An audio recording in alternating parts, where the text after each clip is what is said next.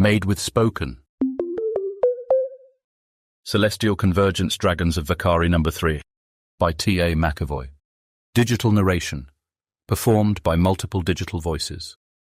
The air in Flameford's underbelly was thick with ancient heat, the scent of scorched stone clinging to the hollow dark. The mysterious figure descended the winding stair cut into basalt, each step ringing faintly, the stone beneath their boots still warm, as though the mountain itself breathed. Torchlight sputtered in the suffocating air, throwing warped shadows that crawled across the volcanic walls like restless spirits. At the stair's end, the sanctum waited. Long abandoned, never forgotten. Obsidian walls loomed around them, etched with dragon shapes carved by claw and fire, their features eroded but still watching. At the far end yawned a black arch, nothing more now than a scar in the world, a hollow where once the gateway of the abyss had burned. It stood lifeless, yet the air around it still seemed to hum with memory. The figure paused, pride coiling in their chest like smoke. "I have brought it back," they murmured, voice low, too clear in the silence. The vow reverberated from the stone. "The abyssal dominion rises again. The people of Vacari will remember fear, and they will remember you." Their hand tightened on the staff, voice sharpening. "And Keisha," a flicker of hate seared the name. "No light will shield her. I will see her fall." The torches guttered. Shadows stretched unnaturally long, bending toward the dead archway. A phantom draft sliced through the furnace air cold enough to raise gooseflesh. From the hollow came a hiss, faint as breath against glass. Good. The figure froze, the cavern pressing inward with deafening silence. Was it real, or only the echo of their own words, twisted by memory of what had once dwelled here? With a sharp turn, they ascended again. The volcanic stair groaned as if remembering its old master. Heat closed around them like a cloak. By the time they emerged onto the upper tier, night had fallen. The sky churned with torn clouds. Flameford's jagged walls caught the flash of distant lightning, their stone teeth lit in stark relief. Voraxia descended first, wings folding with predator's grace, silver-white eyes glowing like embers. Her talons struck sparks, the rock beneath her frosting where shadow touched it. Moments later, Vorathos landed in a thunder of obsidian scales, ash spiraling from her wings as if the mountain itself bowed. "They've returned," the figure murmured, stepping to the terrace's edge. Voraxia lowered her horned head, her voice a hiss of contempt. "We met resistance, the Celestials, Aurelius. Their light does not merely burn, it unravels shadow, and when they bleed—" Her gaze darkened. "They heal, instantly." Voratos's tail cracked stone, her voice a low growl of reluctant awe. "I tore one open, and the wound sealed before the blood touched the ground. No sorcery I know can do this. It is wrong." The figure inclined their hooded head, shadows shifting like smoke. "That confirms it. The Celestials wield power not seen since the oldest days. Divine, or older still. They are a problem." Voraxia's eyes narrowed. "A problem that could tip the scales if ignored." "Indeed." The figure's voice was iron over stone. "But this remains between us. Do not seed doubt among the others. Strike where you can. Target the Celestials. Harass, divide. Do not meet them head-on. Not yet." Voratos's teeth bared in a delighted grin. The Dominion's name alone unsettles them. Voraxia's wings snapped wide, shadow curling from their edges. "Curb your hunger. Excitement blinds." The figure's smirk lingered in their words. "Let her savor it. Fear feeds on chaos, and chaos is the herald of victory." Later, the cavern of ash seethed with restless wings. Dragons crowded the ember-lit hollow, scales scraping stone, tails lashing sparks into the air. Shadows trembled across the walls, magnifying every motion, until the chamber itself seemed alive. Upon the dais, Varaxia and Varathos stood like twin storms, midnight and abyss, shadow and flame. The figure raised a gloved hand. Even the mountain's low rumble seemed to hush. The abyssal dominion, they intoned, smooth and unyielding, a chill draught threading through the heat. The cavern groaned. Embers flared. Growls rippled through the gathering. Some dragons exhaled smoke in dark pride. Others shifted, uneasy, their eyes sharp with doubt. The figure let silence stretch before sweeping their gaze across the host. At last, their lips curved in a thin smile. From this moment, Varaxia and Varathos command you. They are the fang and the flame of the Dominion. Their words are my will.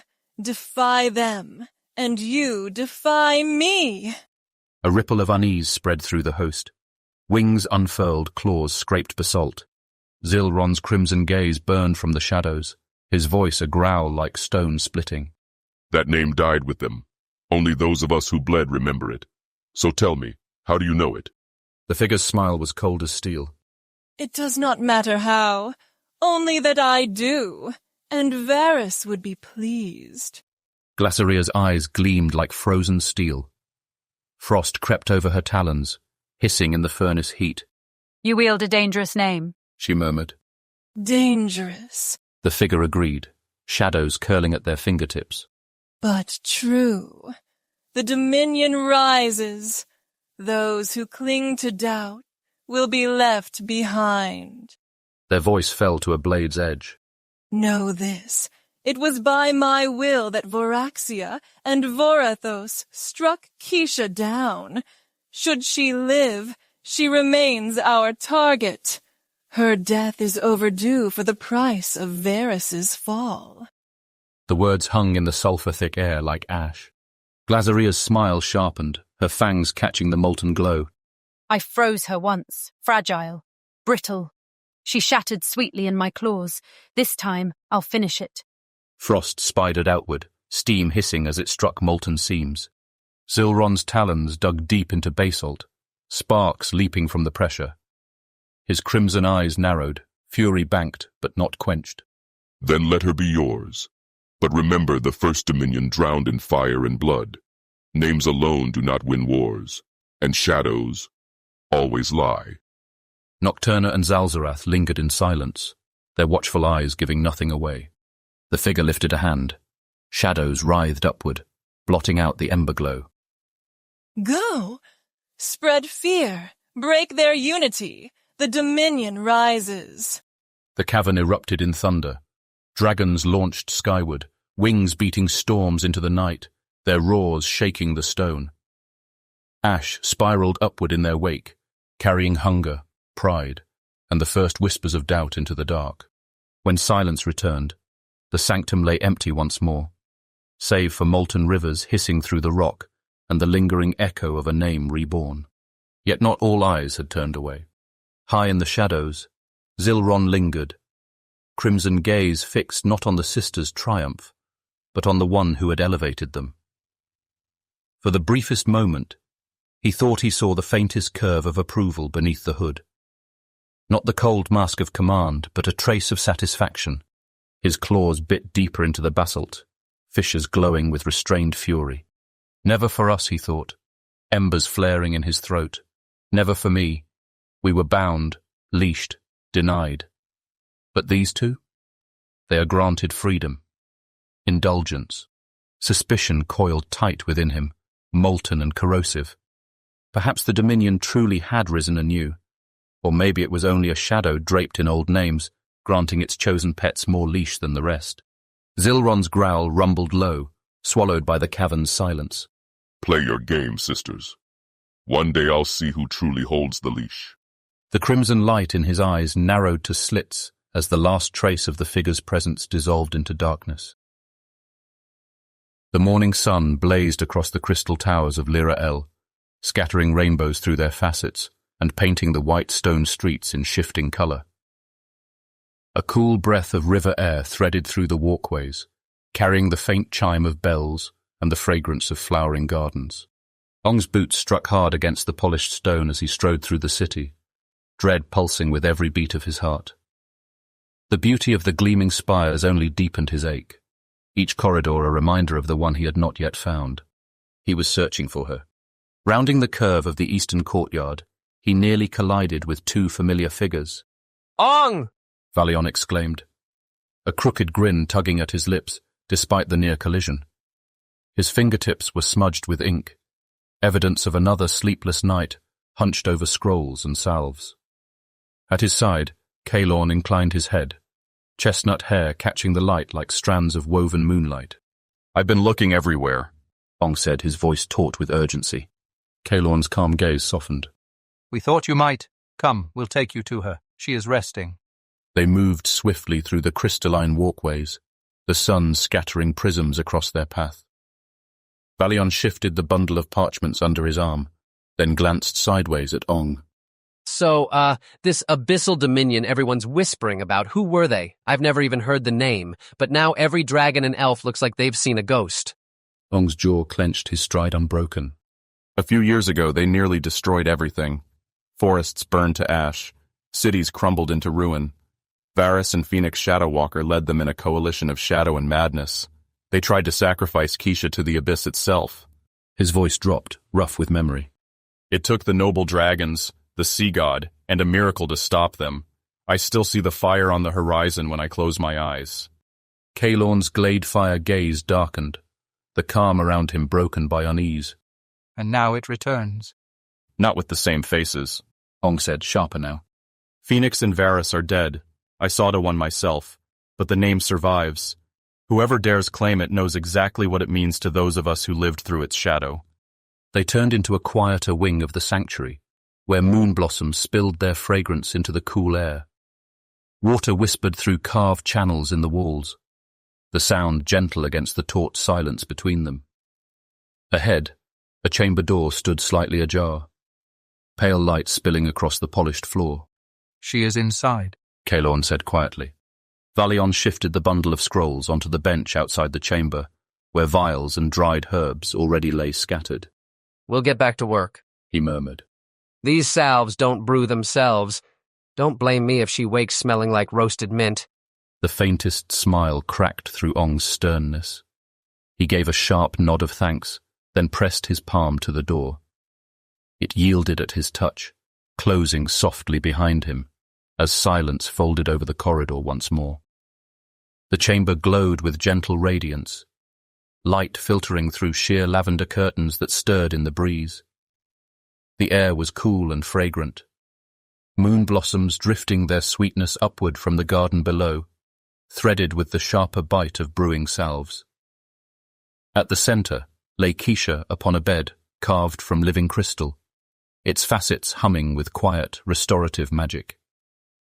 Her skin was pale against the soft linen wrappings, faint bruises blooming like stubborn shadows along her arms and cheek. Ong's breath caught. He crossed the chamber slowly, as though any sudden movement might shatter the fragile calm. Kneeling at her side, he reached for her hand. His calloused fingers brushed hers with the gentleness of a whisper, as if even touch itself might summon pain. I wasn't here. I should have been. I should have known. His voice broke. He bowed his head, fists tightening against his knees. Always somewhere else while you're out there fighting. You're here now. The voice was soft, strained, but steady. His head snapped up. Her eyes had opened, lashes heavy with sleep, yet her smile, small and weary, warmed the cold knot in his chest. When did you get here? Shouldn't you be in Crystal Vale arguing with your brother? He gave her a look equal parts scolding and relief. With you like this, I'm not leaving. She let out a tired laugh and let her eyes half close again. It's not that bad. His gaze sharpened, though his tone gentled as he leaned closer. Keisha, what did you do to draw the eyes of those dragons? Her lips curved faintly. Nothing. Just keeping a Pegasus safe. Didn't like the way they circled. Ong sank into the chair beside her bed, disbelief flickering in his eyes. You faced two of the darkest dragons alive, for a horse. Keisha's shoulders lifted in a fragile shrug. He's a very special horse. Silence settled over them, soft as a blanket.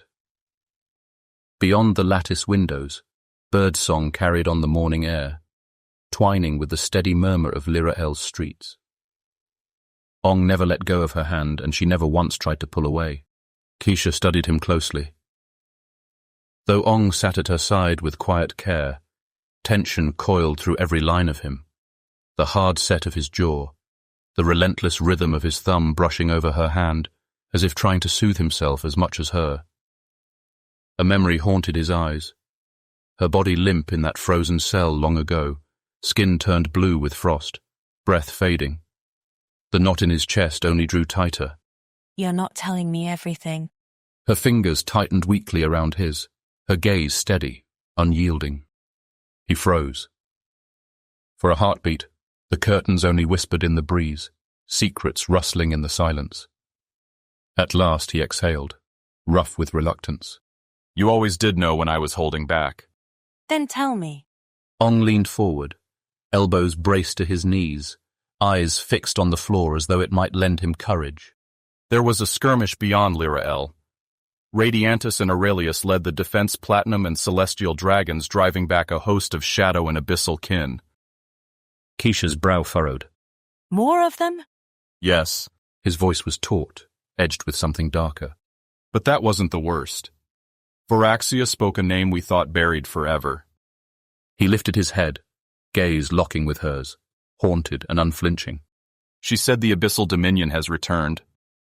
The words fell heavy between them, rippling through the chamber like stones sinking into deep water. Even the curtains were still, the hush pressing close. Keisha's breath caught. Her lips parted, voice barely above a whisper. That name should not exist anymore. Ong nodded grimly. Exactly. Varus and Phoenix died with it on their tongues. It should have ended with them. His grip on her hand hardened, fierce with an unspoken vow. But someone has claimed it anew, and this time they don't mean to capture you, Keisha. No chains, no ritual, no bargaining. They want you gone. Her eyes did not waver. She absorbed the words like stone enduring flame, pain already familiar. Slowly, she drew in a breath, her voice steady despite the strain. Oh, so that's all. Ong blinked, incredulous. Keisha. Her hand tightened over his, gentle but firm, grounding him before his temper could flare. Listen, I've been marked for death before. Phoenix tried to sacrifice me. Varus sent his shadows to tear me apart. I survived chains, frost, and flame. Kimras carried me from that chamber. Amara shook the skies for me, and I'm still here. His gaze lingered on the bandages swathing her ribs, the bruises shadowing her skin. He shook his head, voice rough with the weight of fear he could not hide. And still look at you, broken, hurt. Do you really believe this is only about a Pegasus? Her smile faded into something sharper, steadier. No, I know better. I only hoped you wouldn't see it so soon. She lifted one trembling hand, brushing a lock of hair from his brow, her touch soft despite the heaviness of her words. But it doesn't matter. Things will be as they must, and this time I am not alone. Ong lowered his gaze, the memory clawing at him again, her body limp in that frozen cell, skin turned blue with Glaceria's frost. Breath so shallow he feared it would never return. The knot in his chest tightened until it hurt to breathe. She must have seen it in his eyes, for her voice softened, though her words carried steel. You remember the first time, when they broke me. It worked only because I believed I didn't matter, that no one would come. Her pale green eyes burned with quiet fire, unwavering despite her exhaustion. But I know better now. I have you, Kimraz.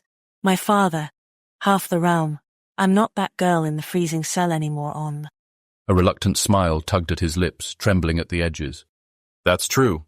You're more dangerous now. She smirked faintly, her voice still hoarse. And harder to kill.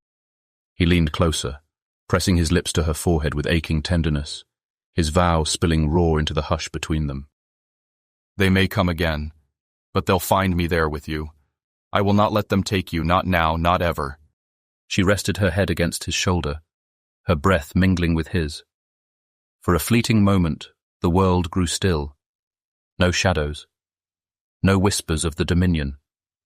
Only the rhythm of two hearts, steady and intertwined, holding fast against the storm. Yet beyond the lattice windows the wards of Lyra'el pulsed with silver light, straining against the weight of the gathering dark. A soft knock broke the stillness. Come in, Keisha called. The door eased open. Caelorn stepped inside first. Chestnut hair slightly mussed, a trace of exasperation in his expression, as if he had been fending off questions all morning. Valeon trailed close behind, curiosity burning in his eyes despite Caelorn's muttered warning. Don't ask. Caelorn hissed under his breath. Just don't. Valeon ignored him, folding his arms across his chest. Sorry, I know this isn't the time, but why aren't you worried, Keisha? The Abyssal Dominion, just hearing the name makes my skin crawl. And after what happened last time... Caelorn groaned, pinching the bridge of his nose. By the stars. Ong looked to Keisha. She met his gaze and gave the faintest nod, granting permission. Ong's chest rose and fell once before he spoke, voice low and taut. The last time the Abyssal Dominion rose, it nearly destroyed Vacari. Cities burned. Groves turned to ash. And Keisha... His jaw locked before he forced the words out. She was their chosen sacrifice. They meant to give her to the abyss. Caelorn's eyes widened. Valeon blanched. That's what she meant by the first time? Valeon asked, his voice thin. Keisha's smile was faint and wry. Not exactly a vacation. Kimras and Amara saved her, Ong said firmly. and I reached her just in time. But what she endured... His voice faltered, shadows stirring in his eyes. Keisha caught his hand, steadying him as much as herself. That's why I'm not afraid, she said softly. Fire flickered in her pale green gaze. Because I already survived their worst. They tried to erase me. I'm still here, still standing. Valion blinked, at a rare loss for words. Okay, yeah, wow. Caelorn inclined his head, voice low with quiet respect. Then they made a mistake letting you live. Keisha's smirk sharpened. They tend to. Valion opened his mouth again, but Caelorn clamped a hand on his shoulder before he could speak. That's enough, back to work. But... Nope. Caelorn muttered, dragging him firmly toward the door. Valion sighed with exaggerated drama, but allowed himself to be herded out. The door clicked shut behind them, leaving the chamber steeped once more in lavender light and silence. Silence reclaimed the room, yet unease coiled in Keisha's chest, cold and insistent. She didn't speak it aloud. She didn't want to, but one name haunted the edges of her thoughts. Glazeria. The others had broken her body, threatened her life. But only the ice dragon had nearly shattered her spirit. She remembered the breath locking in her lungs, the silence sharper than any scream, the way her very soul had seemed to crack beneath the weight of that endless frost. That chill had never fully left her bones, and if any of them came again, she knew who it would be. Beside her, Ong still held her hand, his thumb brushing gently across the band of cloth at her wrist. In that steady, grounding motion lay an unspoken vow that he would never let her fall alone again. His eyes burned with fire, but her faint smile steadied him. They'll regret coming after you, he whispered low and fierce. Her lashes lowered, exhaustion pulling at her, but her voice remained soft, threaded with iron. She leaned back against the pillow, lips curving into a spark of defiance. Let them try, she murmured. They did once, and now they'll learn how great a mistake that was. The stained glass windows of Crystal Vale's eastern tower caught the late afternoon light, scattering fractured rainbows across the marble floor. King Menard stood motionless at their center, hands clasped behind his back, eyes fixed on the skies beyond the crystal spires. On the surface, peace shimmered. Yet beneath it, tension coiled in his shoulders, an old ache stirring as if his body remembered what his mind tried to deny. Behind him, on the carved desk, lay a sealed message stamped with Lyra'el's crest. He had not broken the wax. He didn't need to. One name had been enough. Abyssal Dominion. His breath slowed, heavy with memory. It hadn't been decades since that name scarred Vacari. Barely a handful of years, and still the wounds lingered. He remembered how close the realm had come to ruin. He remembered Keisha, shattered and scarred, yet risen from the abyss stronger than before. Of all who had suffered under that shadow, hers had been the deepest wound and the fiercest recovery. Keisha. He saw her as she had been after Phoenix, and Vuarus had broken her spirit, the fire in her eyes reduced to ash. She had clawed her way back, fiercer and wiser, but no one crossed that darkness unchanged. And now the Dominion's name had returned. The founders were gone, yet someone else had seized their mantle. A new master, the same nightmare. Maynard exhaled, gaze lingering on the horizon where Lyra'el glimmered in the distance. Ong was there now, his son. The word was still new on his tongue, yet the bond between them had rooted as though it had always been, and where Ong stood, Keisha was at his side. Keisha. Not only was Vacari's champion, not only the girl who had endured the abyssal fire, but she was family now, his daughter. The thought filled him with pride, and with a weight heavier than any crown. He had nearly lost her once. He could still see her broken in the aftermath, still hear Ong's furious vow as he fought to protect her. To lose her again, after all they had endured, it would break more than one heart. The Dominion was no longer only a threat to the realm, it was a threat to his blood. He turned from the window at last. Two people needed to hear this. Prince Gylon, his son, who had not been in Crystal Vale during the Dominion's first rise, and Thalorian, the moon elf, whose loyalty and quiet strength Maynard had come to respect. They deserved to know what stirred. He moved to the writing table, drew out a sheet of pale parchment and dipped his quill. To Prince Gylon and to Thalorian of the Moon Elves, come to the palace at once. There is a matter of grave importance I must share with you both. The name Abyssal Dominion has resurfaced, and you must understand what it means. He sealed the message with the royal crest and handed it to a swift-winged courier. As the messenger's footsteps faded down the corridor, Maynard rested one hand against the cool glass of the window, eyes on the far horizon. This time, he vowed, the past would not be allowed to blindside the future.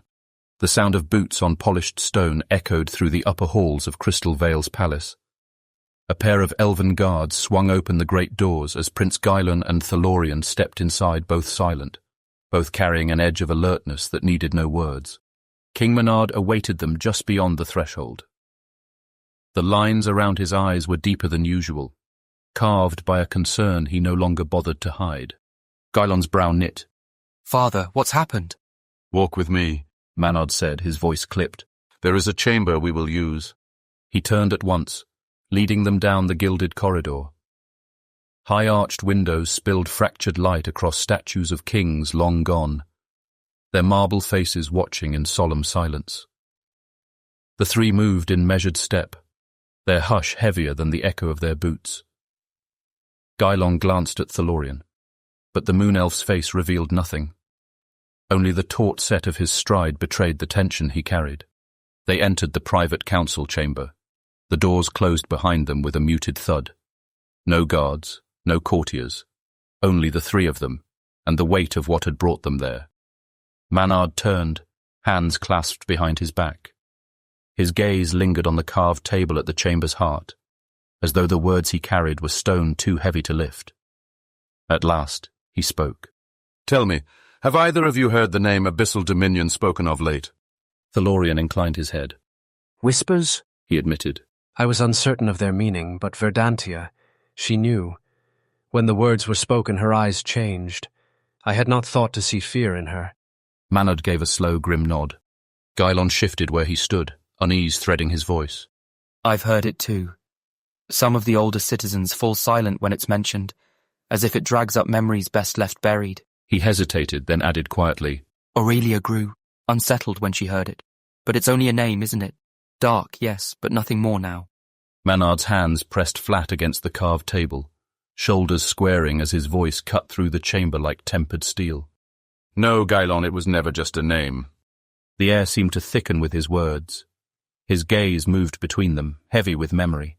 The Abyssal Dominion was no banner to rally behind. It was Vuarus and Phoenix Shadow Walker's vision of conquest.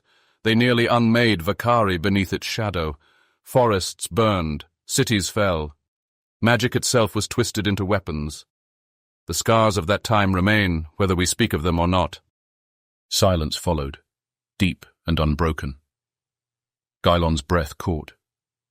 Even Thalorian's calm expression faltered, his jade-fire gaze darkening as the weight of the words pressed down on them. But Manard's voice only grew heavier. The worst of it came when they captured Keisha. Gylon's brows snapped together. His voice was tight. Captured? For 6 long months, Manard said, each word dropping like a stone. She was held in the abyss they carved beneath New Flameford. His jaw clenched, as if bracing against the taste of ash. Day by day, piece by piece, they broke her down. Her spirit was shattered, her light nearly extinguished. Every breath she drew was its own battle. Thalorian did not move, yet horror flickered across his eyes, horror tempered by a dawning respect. Ong never yielded, Manard went on. Not for a single heartbeat. He hunted through ruins, followed whispers across the realm, carrying despair, but never surrendering to it. And at last, when they found her, Kimrus and Amara descended, called by more than rumor. His voice lowered, reverent. Called by destiny itself. He drew a long, steadying breath, grief roughening its edges. If not for them, she would have been lost, sacrificed to the abyss. The words struck like stones cast into still water, ripples of silence spreading through the chamber. Manard stepped back from the table, clasping his hands behind him. Gratitude pressed close, as vivid as the sight burned into his memory. Golden and amethyst talons lifting Keisha from the darkness, her body broken, but her life still clinging to her. Too close, far too close. At last, Thalorian's voice broke the silence, calm but honed like a drawn blade. Why? Why torment her so? What purpose could such cruelty serve? Manard lifted his gaze, steady and grim. It was never cruelty for its own sake, not to Vuarus. Gylon shifted uneasily, frowning. Thalorian's eyes narrowed, though his stance remained composed, tension visible in the way his hands curled behind his back. Manard turned toward the fire, though its flames offered little warmth. From the beginning, Vuarus sought her. He let Phoenix believe it was vengeance that breaking her would break Ong, would shatter the Eladrin's faith, but the truth was darker still. He paused, the silence deepening, then spoke with quiet finality. Vuarus craved her spirit, her elemental bond, her tie to the forests of Vacari. He believed that if he broke her and offered her to the abyss, he could consume her essence and seize the divinity he desired. Every lash, every wound, every torment she endured was preparation for his ritual. Manard's tone softened, reverence threading through it. Kimrus pulled her back from that edge. He carried her himself, his talons cradling her as if she were both flame and glass. It was more than rescue, it was devotion, it was defiance. He let the silence breathe, the truth settling over them like ash. Vuarus and Phoenix fell in the end. Talios struck Vuarus from the skies, and Ong's blade pierced Phoenix before the shadows could claim him. Their dominion burned to ash. The chamber went still. Gylon bowed his head, his face solemn. When he raised his eyes again, confusion was gone, replaced by gravity. I understand now, he said softly. It was never just a name. It's what my sister endured, what Ong fought against, a scar that never fully healed. Thalorian's jade-fire gaze remained on Manard, his voice calm but edged with steel. A scar that remembers and one that warns. Gylon turned to his father, something firm taking root behind his eyes. His voice carried no hesitation. Then I'm going to Lyra'el.